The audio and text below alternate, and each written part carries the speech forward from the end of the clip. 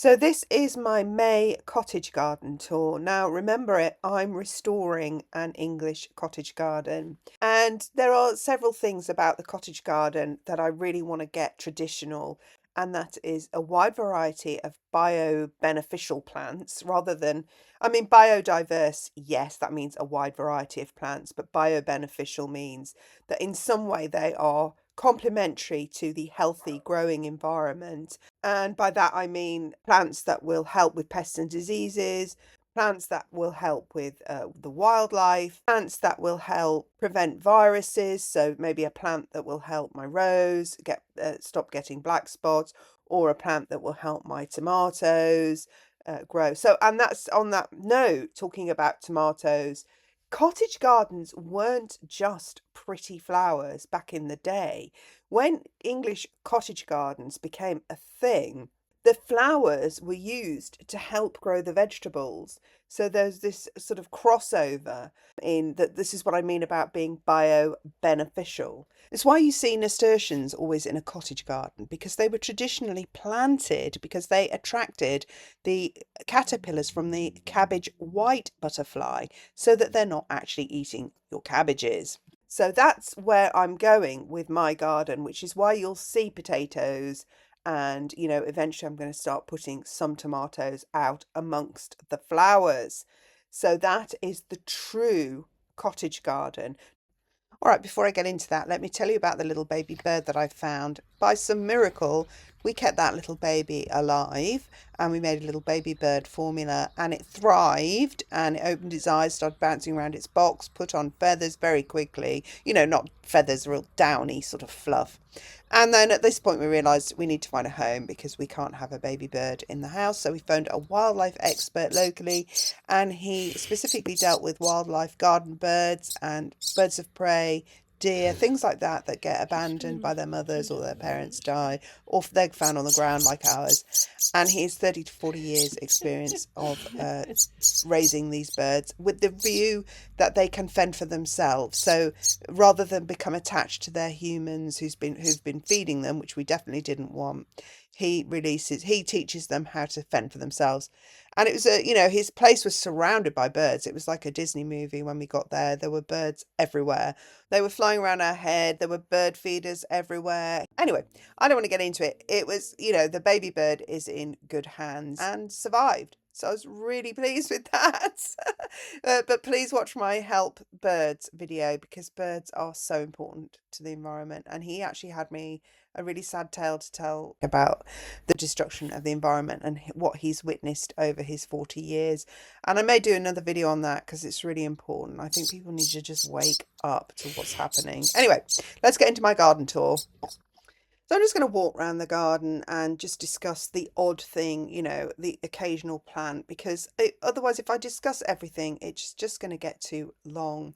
And a couple of disclaimers before I start. This really is me doing this garden. I don't have a gardener or a team of gardeners. I don't have anyone editing my YouTube videos. I don't have anyone else mowing the lawn or cutting the hedges. I do everything. So if my garden isn't as perfect as somebody else's, then, so be it. But mine is real. I do all this. So if we start here at the top with these containers, and that's a classic example of not everything being perfect. The containers all need to transition now, most of them. Some of them are done, actually. I've got a dahlia I'm planting in some of those. I've got, I'll just show you my gypsophilia there flowering already. I've got some honeywort in them. I've got one of these I planted up in another video using overwintered flowers because I really didn't want to throw them out. They were the sort of, these snapdragons here, I've seen other gardeners throwing them out because they're not perfect. So they repot the whole planter with just brand new plants they've bought from the garden centre. That's just not my bag at all. I like to grow things and let them reach their maturity because they nearly always kind of fill out and look beautiful over time. That plant stand there, I built that and I was so proud of that plant stand that I decided to make it a feature in the garden. But now that the mists of time have moved, I'm thinking, why did I make that a feature of my garden? It's got to go on the drive. It really isn't adding anything to this space. So some of these planters here just need refreshing because they've you know, they've had tulips in them and they've gone over now. That one's freshly planted with poppies.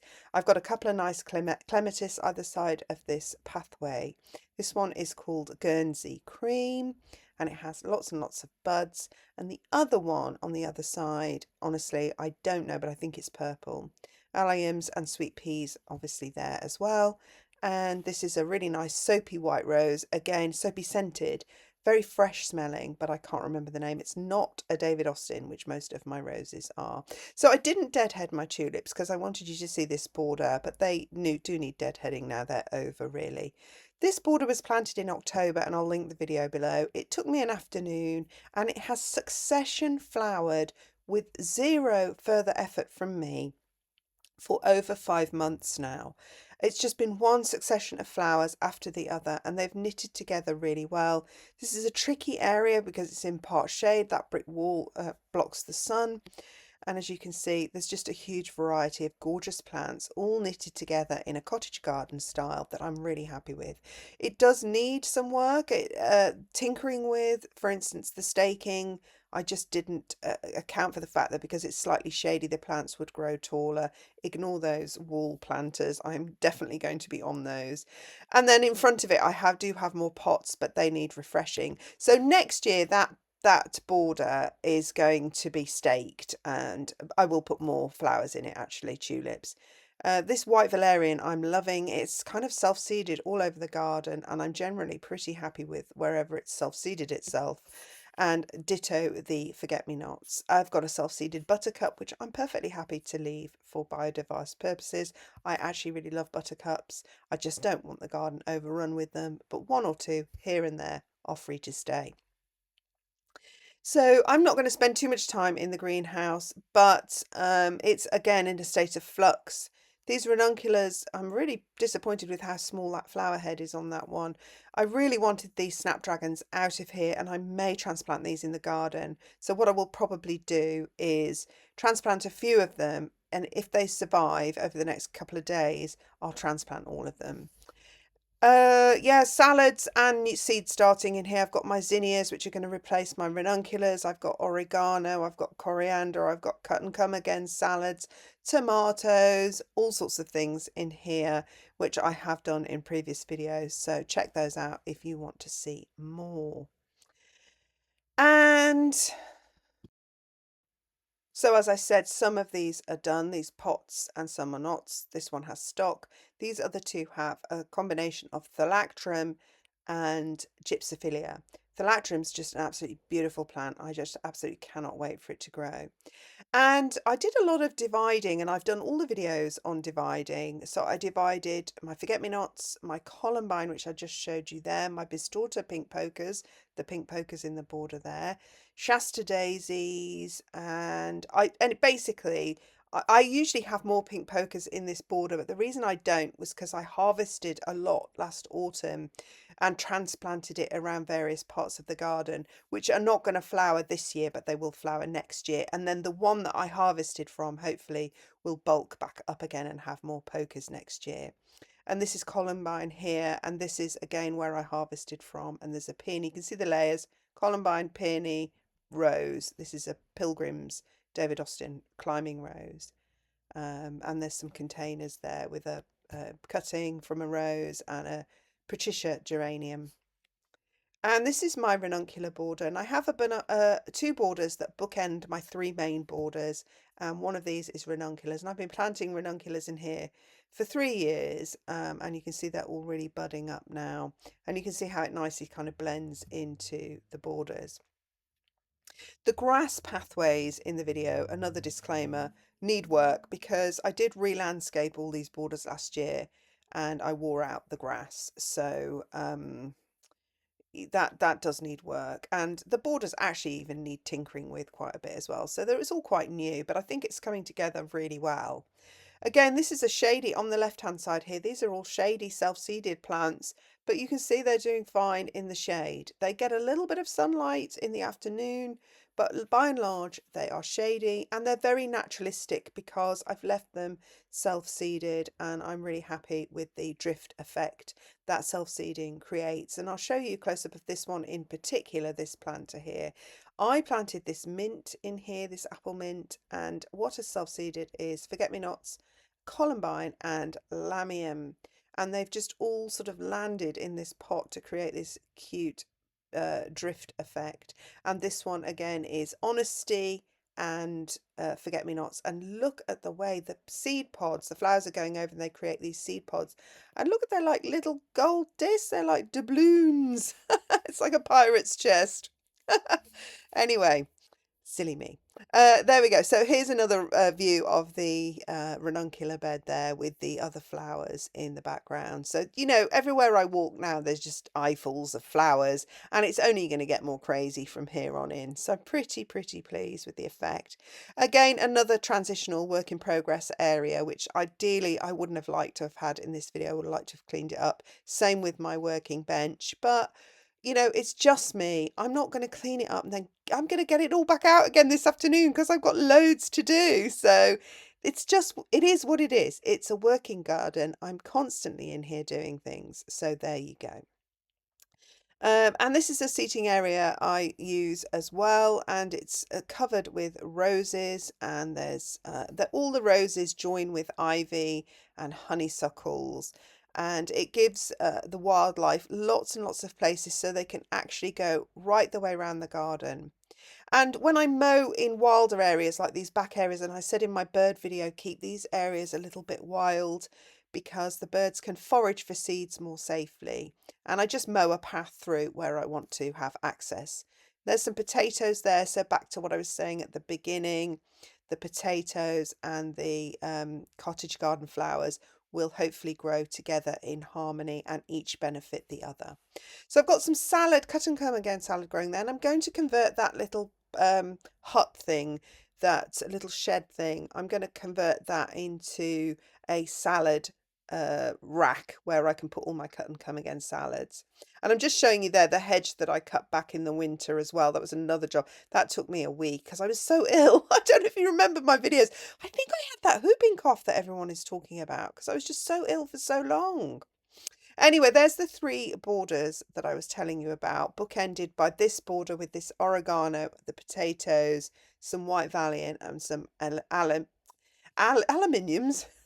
alliums, and obviously it's iris with these little bugs in, which I've never seen before. So does anybody know what they are? I don't know what they are, but when I see new insects, by and large, I'm pretty happy because it means my garden is, alive, which is what I want. And if they're pests, then the predators will also come into the garden. That's just the way nature works. I love these white valerian. They have a really nice bushy habit. They haven't flowered yet, but they're getting there, as you can see. And there was a pathway supposed to go where that wigwam was there. That pathway is supposed to continue, but because the alliums grew, I decided I'll extend that pathway next winter. I don't want to sort of take them up. I killed a foxglove there. I bent over and my butt snapped it in half. So that was a bit of a shame. And these are the columbine. You know, I said earlier on that I divided columbine, Shasta daisies, foxgloves, Bistorta pink pokers, and I transplanted them into other parts of the garden. And so this is the results. You can see the columbine now. It isn't just by the door, it's now in other borders. The sweet dianthus, the sweet William, I grew from seed last year. So if you watch my previous video about seed starting for flowers this year, I did briefly mention that there are some flowers you need to start now for next year, and sweet William is one of those.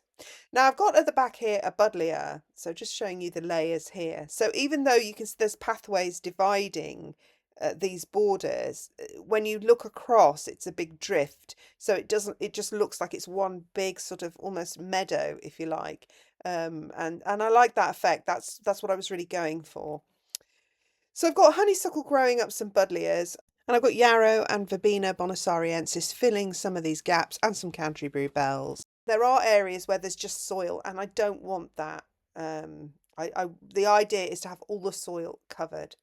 So there's honeysuckle growing up this buddleia. There's two buddleias, a yellow and a purple, and I planted a Montana clematis because I hate's a strong word. I don't like the woodwork of the buddleia. I have to keep cutting it back so the light gets to the plants, and that creates an ugly sort of stem. So I've planted a clematis hopefully to cover that. And then I've got the hedge all the way along the back here, all with a honeysuckle growing through it, roses, ivy. And so that gives the birds a platform to run safely all the way round the garden, as you can see there, with very little exposed areas for them. And, I have no control over that fence. It belongs to the neighbour and it's ugly. So, I wanted that covered. And back to the the traditional cottage garden with plant food. There's some blackberries I've done there, some pears, and I've got some strawberries. And obviously you saw the potatoes. So I'm starting now to introduce the food crops into the flower garden, and I'm going to have to try and find a way of blending all these things together. It may not happen overnight, but it's getting there. Again, these are some more transplanted forget-me-nots and alliums because they weren't in this border before. And these are some cornflowers I grew from seed. I think I overwintered those very tall ones at the back, hence why they're so tall compared to some of the other ones which I started this year. So that gives you that succession. And what has been an absolute delight has been these nigella have gone crazy all over the garden. Canterbury bells are another one I started last year for flowering this year. And I've got a lot of those, but they all seemed, even though they were all sown at the same time, they're all at different stages. That's the Shasta daisy I also divided. So that is now in 3 borders, where previously it was only in 1. Obviously, my sweet peas are doing well. They're doing great in some areas, but not in others. But I think there's some problem areas where the soil is a problem. And you will notice that, there's more soil showing, and those areas are problematic. So I'm working on those. But you can see across the garden again, back this way, how pretty it is that there's just eyefuls of flowers all the way back through the garden, which was the effect I was trying to achieve by having these 3 parallel borders through the garden. Remember, this was all lawn before. This was all lawn, and it was full of slugs, and there were no birds or little beetles or anything. I feel like it's a real achievement to bring this garden back to life. Some of the more sweet William, can't wait for those to flower. I may have to do an update video for you to see them flower. And these verbascum were sown from seed. I love these. These are going to get taller and throw up more flower stems throughout the season. And some more transplanted columbine there. That's the verbascum there. And that's just the first one, but there's first of many, I think, are coming up. Let's see how this nigella has just sown. I'm actually going to dig some of it up and plant it in some of those where the soil is exposed, as another Shasta daisy. Loads of cornflowers actually next to these sweet peas as well. And one of the things I've really enjoyed, and it's the first time I've had it flower because you sow it the year before, is a sweet rocket. This scent on this is divine, and it's just so bushy and tall. I mean, it really could be in the wrong place here. It depends how everything matures in the garden. But it's definitely worth growing, especially if you want something easy that's going to fill a big space. I definitely recommend the sweet rocket. You can see some more honeywort there, and obviously the peonies. The peonies don't really work here, but I planted them when I had the old pergola, and I planted them around it, which was silly really. And then I had this epiphany where I thought, I've got to move this pergola. It's just an obstacle. But I've obviously left the peonies in that shape, so I may refigure those. And this is one of those problem areas I was telling you about, where I've planted things and they just haven't thrived. By the way, those were delphiniums you just saw, and I grew those from seed last year as well. So I have put some cornflowers in there to try and fill out that gap. But I like the way the sweet William, the peonies, and the sweet rocket are all knitting together. And, with these lovely forget-me-nots. I hope I've got enough saponaria to replace these forget-me-nots, but I have a feeling that I haven't sown enough. So I'm going to have to do some more of those. Again, all just meshing. So the idea again is with the cottage garden is to have everything kind of look quite naturalistic, and mesh together. Don't want bare soil. I really don't want a bare soil. Where I see bare soil, I see I need to work. There's something wrong if there's bare soil. I know some people like to have bare soil around their plants, but really I don't know why. It's not good for the soil. So anyway, So I thought I'd finish off just showing you this area. I haven't put the cushions out here, and I have some garland lights, you know, festival lights. And this is just the other side of the rose hedge, so that as you can see, the roses are coming out now. So this, in a week or so, is just going to be full of roses. And this is just another area I like to sit. And it's nice to be able to sit in different parts of your garden, because one thing, it makes you look at your garden more critically, because you can see there are areas where it doesn't look as good and you need to address problems.